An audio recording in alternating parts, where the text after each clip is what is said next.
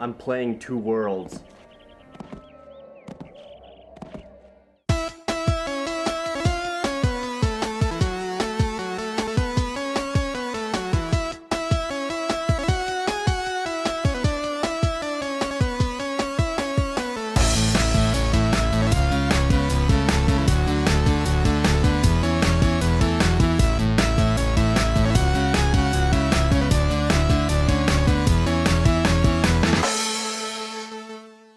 Two Worlds is one of those games that's so bad that it's a direct insult to the person that bought it.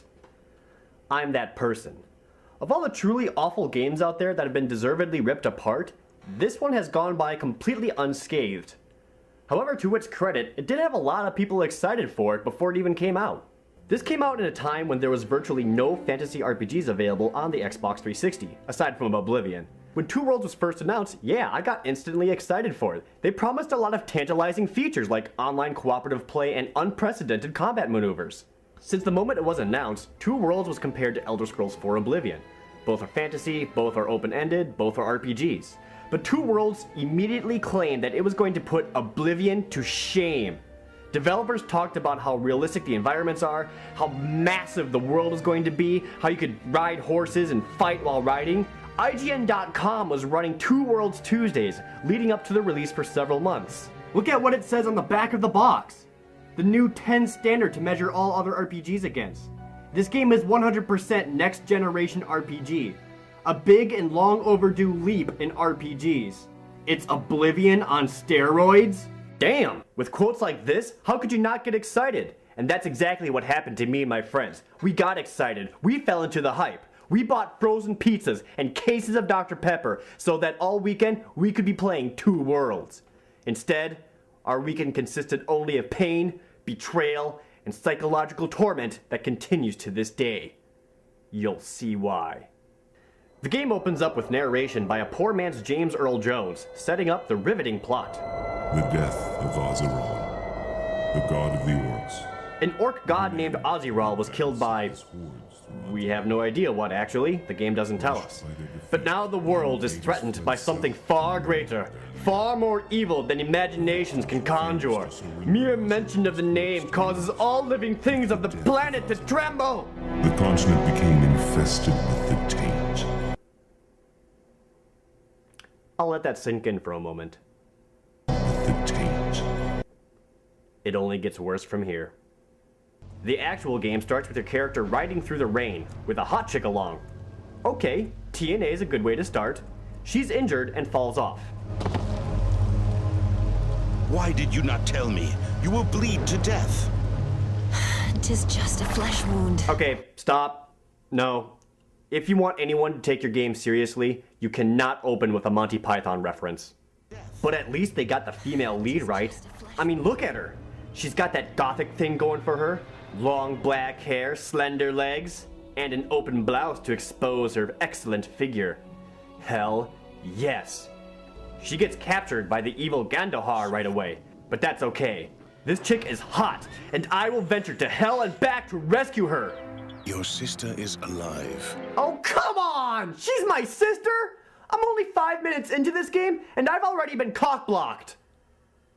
After burying confusing feelings deep inside my subconsciousness, which will undoubtedly cause issues in all future relationships, the village elder gives me my first quest, clear Cave of Monsters. And now we dive headfirst into the cesspool of problems that is Two Worlds. Before any of the actual gameplay, it's impossible to ignore what is easily the most laughable voice acting I have ever heard. I'm not really sure what's worse, the writing or the delivery. Listen to this enlightening conversation. And why should I not go back there, pray? Warriors, hard ones, not very friendly. One of them stayed to await your return. Ha! The elder clearly thought I would run rather than meet this man. Forsooth, 'twas generous, but he now has lost the chance to save money. Good lord, there are so many things wrong with this I don't know where to start. The entire game is like it was written by a 7th grader trying to emulate Shakespeare. Each old-timey word is almost never used in proper vernacular. The game spews out dialogue that would make LARPers feel embarrassed. I feel bad for anyone who has to act as garbage. No wait, I take that back. I don't feel bad for any of the voice actors in this game. Atrocious writing or not, every voice actor is bad. Their inflections are awful, every line of speech is forced, and there's absolutely no emotion behind anything. You ever see actors intentionally trying to act poorly? Where they're like, "No, do not go into that cave, for the monsters will surely claim your life." That's how everyone speaks in this game. Only in their head, they are acting. Oh yeah, the characters look like ass too. This would barely pass as PS2 graphics. The lip syncing in this game makes Godzilla movies look masterful. Not only does everyone look bad, they're animated like crap too. Now, to be fair, not everything looks terrible. The environments are kinda nice. I will concede that that aspect is somewhat decent. Anyway, back to the actual game. After being warned about the Hard Warriors, I go back to town and I'm greeted by Gandohar, the villain who captured my sister Kira in the first place. He wants me to go meet his master named Reist in the Goat's Cave. Which, for the record, I searched that entire cave. I didn't see a single goat in there. I talk to Reist and he says to go talk to Gandohar.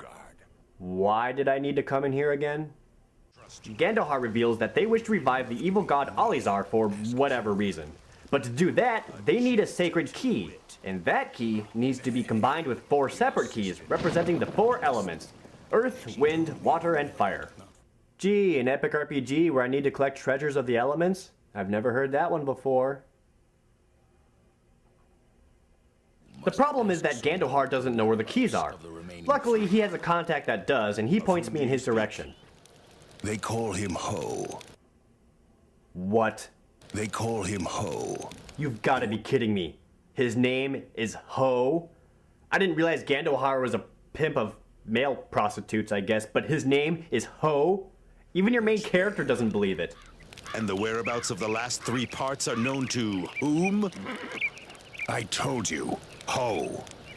So I go to see Gandohar's bottom bitch, who is nearby the village of Windbreak, which I presume is nearby the Valley of Ass. And this is when I question the game design. You see, up to this point, I've been fighting mostly wolves, retarded boars that have no depth perception, and half-naked bandits. Pretty standard stuff so far, but I traveled just a little bit to the south and holy shit, wyverns! Okay, there is some sort of standard of progression when it comes to RPGs. Sure, you start off as a lowly adventurer, you naturally need to kill some sort of mundane critter, like rats or goblins. Yes, you make your way to bandits eventually, but to have the next step be wyverns? I'm sorry, but you've jumped over a few steps in the whole level up process. I felt like I missed something, so I searched around for alternate paths or caves or something like that I missed, but nope, the game expects you to take on wyverns this soon. Okay, fine, I tried to take them on, and you know what happened? I died. At this point, I said screw it. I found a way to open up the command console on the 360 version and set my strength to 32,767. Yes, I cheated. And I'm okay with that. You know why? The game cheated me out of $60 when I bought it. I'm allowed this. I gotta mention how terrible the combat is. There is no surefire way to attack what you're aiming at, so it all boils down to nothing more than a button masher swinging wildly at everything around you. And I mean wildly. You swing a short sword around like it's a friggin' lightsaber. Anytime you hit something, the most basic blood effect squirts out. I've seen Mortal Kombat blood look better than this. Also, did you hear what happens when I slice this guy with my sword? What the hell? I'm not punching him. I'm using a steel blade to draw blood. That's it. I can't take it anymore. I've had it with this game.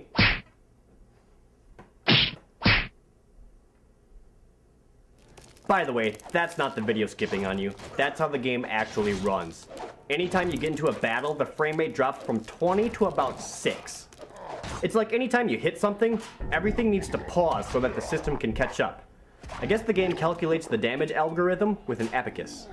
Anyway, I make my way to meet Ho, which I do at the dead of night at his usual spot. Naturally, the first thing he asks me is if I'm a cop. I say no, and he gives me the information that I need. Also, his favorite word is verily. Verily, verily, verily, verily, verily, verily. I shouldn't make fun of Ho too much. It's not like the main character's any better. Your hero constantly shouts out the most astute observation whilst traveling the land. That's cold. Closed. Who does that? Who simply states whatever they're feeling currently out loud? Cold. Wet. Aroused. Almost every quest in this game boils down to going back and forth talking to the same people over and over again. I already got that from Reist and Gandohar earlier, but even when I go to get the Earth Relic, I need to talk to the captain of the guard, who sends me to check on a broken wagon. So I go back and talk to the captain again, who tells me to go talk to the leader of the orcs, only he isn't there. So I talk to the captain again, who sends me to a different place. I talk to the orc leader, who wants me to go all the way back and talk to the captain. Well, I got sick of the runaround, so I just bitch slapped the orc and took the Earth Element. And if you think that was bad, the Water Element was worse. The Water Element is hidden in a temple of a village, and in order to get in, you have to talk to a man near the city gate. He tells you to talk to a guy in an inn, who tells me to go talk to another guy, and then you have to talk to the first guy. He says thanks, and then you have to talk to him again for him to tell you to go talk to a completely different guy, and that guy says it's okay for you to go inside the temple. This is all in the same city. There are better ways to pad out game time, people. I kill some serpents and grab the Water Element inside the temple. When I came out, the city was being attacked by orcs, and the peasants and women scream for my help. I intentionally ignore their calls and leave town. What? It's not my fault they're getting their asses attacked. Knowing the city guards, they're probably too busy trying to talk them out of attacking. Thankfully, the developers put almost no effort into the air element, since it's just laying around in a forest up for grabs.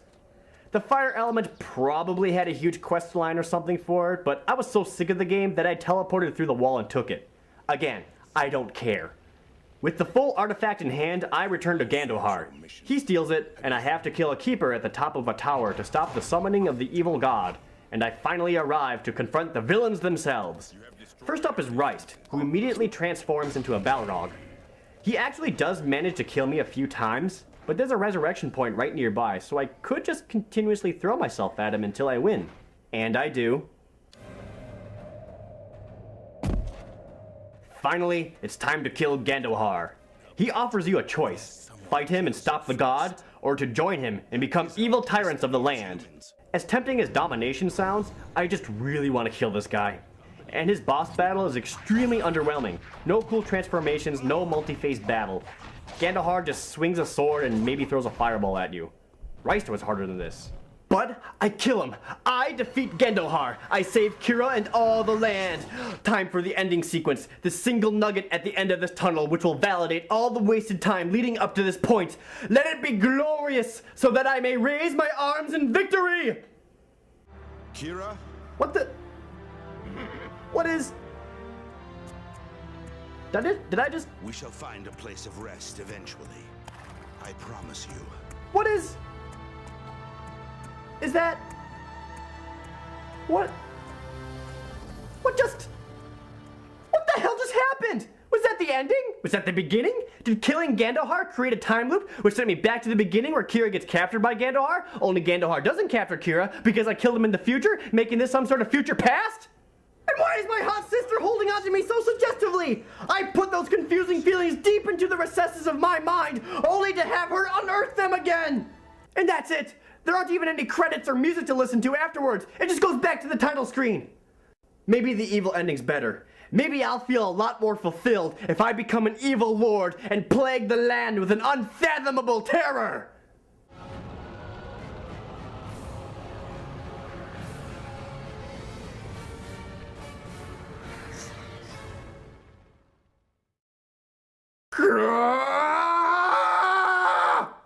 And that's it. That's everything. All the hype, all the build-up for that. That's why my final rating for this game is a canceled Christmas out of 10. All year, I was anticipating it and getting excited. I could not wait for the day Two Worlds was released. The night before, I couldn't sleep because I was filled with too much energy because the next day, I was gonna have my hands on Two Worlds. But when that day came, it was nothing but empty promises, sheer disappointment, and a broken heart. So why did I even spend so much time telling you about this game? Because they're making a second one. And I'm gonna play it. Oh God.